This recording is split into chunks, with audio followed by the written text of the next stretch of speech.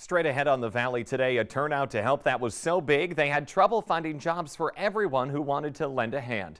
An Islamic mosque is now surrounded by support. Also ahead, stuck outside with concerns about their families, parents struggle to get an audience with their school district over the great face mask debate.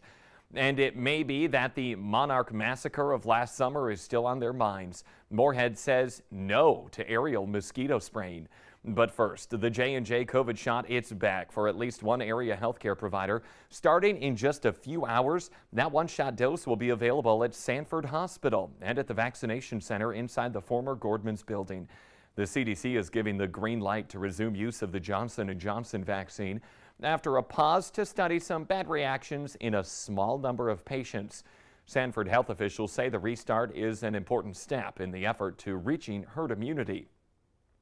North Dakota Governor Doug Burgum is now deciding the fate of millions of dollars in higher education funding after lawmakers passed a bill offering colleges grants totaling more than $11 million. But there is a catch. If schools pay for curriculum from Planned Parenthood or any abortion provider, it no longer qualifies for those grants. The governor has some options, though. He can approve it, veto it, or use a line item veto. If he goes with that line item veto, Burgum could cross out the sections about not using it to fund sexual education while keeping the rest of that bill still intact. We have new information this morning about a deadly motorcycle crash we first told you about right here on the Valley today.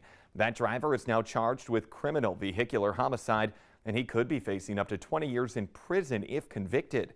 The North Dakota Highway Patrol says 42-year-old Harry Hughes Jr. was driving in Minot Sunday night when both he and his passenger hit their heads on a lighted railroad crossing arm that was down. The passenger died. Hughes was treated and then taken to jail. A court affidavit said that Hughes smelled of alcohol, had bloodshot, watery eyes, and slurred speech, and admitted to drinking earlier that day. The Morehead Islamic Mosque is starting the day with a clean look after being vandalized over the weekend with hate-related graffiti. Hundreds of people gathered yesterday to erase what was written. Many tell us the attempt to spread hate, it failed, and it actually gave people more of a reason to join together. Meanwhile, police and the FBI, they're still looking for the suspect who hit that mosque late Saturday night. He was wearing a camo jacket and a ski mask at the time of the vandalism. Picture on your screen right now. Contact Morehead Police if you have any information about this person. Plus, newly released surveillance video shows the person who Fargo police say vandalized the Christ statue in front of St. Mary's Cathedral. You see that person walking across the top of your screen right now. It happened around 3:30 in the morning on April 17th. The statue has since been cleaned. Contact Fargo PD if you have any information about that vandalism. The city of Morehead is holding off on aerial mosquito spraying, for now at least. The council voted last night to renew its contract with Cass County Vector Control, but it opted out of aerial spraying. They could bring it back later this summer after creating parameters for when it would be appropriate. Council members and community members expressed concerns about everything from West Nile and other mosquito-related problems to cancer and infertility, along with the episode last year that killed thousands of monarch butterflies after an aerial spraying in the metro.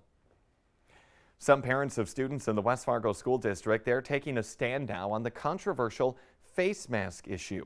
They believe that masks are medical devices, and they want the choice of deciding if their children should wear a mask in school or not. About half a dozen parents stood outside the Lydall Education Center last night, where school board members were meeting. They say the school board allows public comment only under special invitation and that their group has been trying for months now to get invited. It is 6:53 on this Tuesday morning. We want to get a check of that forecast, and some folks, they've been waking up to fog, but it looks like it's slowly been lifting out there. Good morning, Lisa. At least in Wadena, our view is looking a little bit better right now. Along Highway 10, you can see that there's still some fog in the distance, but visibility is slightly better here in that view. In other places, not so much. This is our view along Highway 13 in North Dakota in the Verona area west of town. You can see that we're looking at some very murky conditions. You can see the road surface on our DOT cam, but not much beyond that view. And up in Devil's Lake, a mixture of things going on here at Home of Economy. We're looking toward that sunrise peeking through those clouds. You're more likely to see some sunshine in there today if you're up in the north or west. And in addition, near the earth, near the surface there, you can see there is some fog, and that's been affecting places around the airport in Devil's Lake. Here's a look at our current conditions. Fargo's at 38 degrees, mostly cloudy skies. Grand Forks also mostly cloudy at 40. It's 36 in Thief River Falls and Bemidji. And Fergus Falls, we're at 37. And Devil's Lake, as you can see, we've got some sun shining through those clouds right now. But out at the airport, visibility is down to less than a mile. There are places at 0 right now. Oaks at 0. In Detroit Lakes, our visibility is also at 0. And then other places that are less than a mile, like Bemidji and in Wadena. So some issues with fog again to start the day. And on top of that, there are some rain showers too that have been working their way into some of our southwestern counties around Stutzman County and trying to work its way into southeastern North Dakota. Some of these have kind of been falling apart as they've been moving in, but the potential's still there for some scattered light rain showers here today. So out at the bus stop might be foggy for you this morning. Keep that in mind. And then heading into the afternoon hours, we're talking about temperatures that are going to be milder, back into some 50s and even some 60s for those of us, again, that get a little sunshine up north and to the west. More of us get the sun and get back to the 60s starting tomorrow. And we'll keep 60s to even 70s around here in our 7-day planner through the week here this week, through the weekend, and even to start next week. All right, Lisa, thank you this morning. In our schemes and ripoffs today, a warning about a rental scam in North Dakota that left one family in a tough spot and out $1,000. They were in the process of moving into a home in Bismarck last week when they were told they needed to leave. Turns out the guy on Facebook who they rented the house from didn't even own it, although he had them sign a lease, took their deposit and rent money, and then left keys in the mailbox. The family found out about a scam when a realtor showed up and asked what they were doing in that house. North Dakota is now a Second Amendment sanctuary state. Gun rights were a hot topic this legislative session, and Governor Doug Burgum signed at least 10 gun-related bills, most notably one that removes liability from someone defending themselves. Burgum says designating North Dakota as a Second Amendment sanctuary state sends a strong message to Congress and the White House that the state will firmly resist any attempt to infringe on those rights. Starting a new school year is hard, especially for preschoolers transitioning into kindergarten. But Morehead Public Schools is releasing a new video series to help children and their parents in that effort. The Valley Today's Brian Sherrod, he joins us live with the details on what everyone needs to know. Good morning, Brian. And good morning, Jordan. It probably is awkward to talk about transitioning to school right now as we still are in a school year, but as we are in this pandemic, changes could happen at any time. So that's why it's smart to talk about how the preschoolers can safely transition into kindergarten, and that's why they're calling these series Keys to Kindergarten. And so far, they have discussed 5 topics. Those are transitioning to school, advice from teachers, riding the bus, lunchtime, and help series. Now I'm going to stick with the transitioning topic. They're going to have a consistent wake up and going to bed time. And they say you should sleep for at least 9 to 13 hours a night. That's a new one. Never heard of that before. Now, the no screen time an hour before bed. Talk about why education is important. Give children the priority to want to go to school. And also make sure the backpack is in an easy location to spot so that if you are in a hurry in the mornings, you're not wasting extra time looking for that backpack. Now letting you know that the videos are between 2 to 3 minutes, so they are quickly, and you can also find them on the Keys to Kindergarten premiere on Facebook. Better yet, go on valleynewslive.com. They make it easier because I put the link in the descriptions.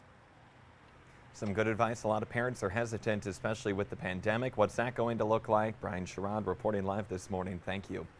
We do have a traffic alert for a project starting next week. It's 4th Street South in Fargo, closed starting Monday. They're going to work on the Red River Pump Station at the Fargo Water Treatment Plant. One block between 13th and 14th Avenues will be closed through the end of July. The project will upgrade water supply infrastructure. Now that plant provides drinking water to Fargo, West Fargo, and the Cass Rural Water District customers. The show, it will go on for the Medora musical this summer after wildfires a few weeks ago got dangerously close to the stage. That fire came within 4 feet of a props building, but it did not damage the Burning Hills Amphitheater. There might be some changes this year, though, regarding things like fireworks. Tickets go on sale today. And how's this for your Tuesday morning inspiration? 40 years after running his first road race, a 97-year-old veteran in Spokane is fueling up again to do it. Frank Fogarty was an avid runner in his youth, running almost every day. But at 97, his family says watching him prep for a 12K has brought them closer together. The Navy veteran has a simple training plan. Start out with walking, add more distance, and so that the way the race won't be, in his words, a physical fiasco. Good for him. The answer now to our question of the morning: 13% of women always carry this in their purse. The answer: chocolate, something to get you through the day. The Today Show on CBS This Morning just about to start, but the Valley today, it rolls on. Join us on the Fargo CW.